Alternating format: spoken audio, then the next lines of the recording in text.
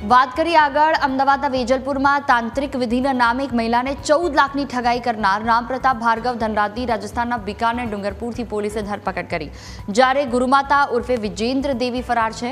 ફરિયાદી મહિલાએ પતિ અને પુત્રના મોત બાદ યુટ્યુબ ચેનલ દ્વારા તાંત્રિકનો સંપર્ક કર્યો હતો, જેમણે તેમનું અને પરિવારનું મોત થશે તેવો ડર બતાવી છેતરપિંડી કરી હતી। ફરિયાદી મહિલાએ 2024થી 1 વર્ષ સુધી ઓનલાઈન વાતચીત દ્વારા ટુકડે ટુકડે પૈસા આપ્યા હતા, પરંતુ ફરિયાદી અને તાંત્રિક ક્યારે રૂબરૂ મળ્યા નહોતા। મહિલાએ વેજલપુર પોલીસ સ્ટેશનમાં બંને આરોપીઓ વિરુદ્ધ ફરિયાદ નોંધાવી હતી। પોલીસે એક આરોપીની ધરપકડ કરીને ફરાર આરોપીની શોધખોળ શરૂ કરી વધુ તપાસ શરૂ કરી છે।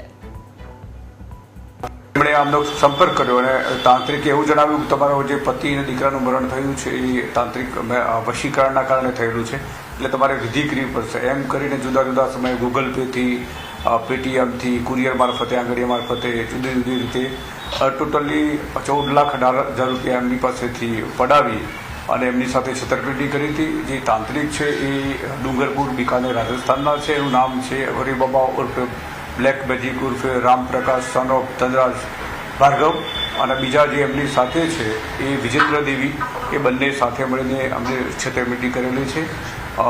વિજલપુર પોલીસે ટેકનિકલ સોર્સિસની મદદથી જે તાંત્રિક છે એની ધરપકડ કરી છે અને જે વિજેન્દ્ર દેવી છે એની ધરપકડ બાકી છે।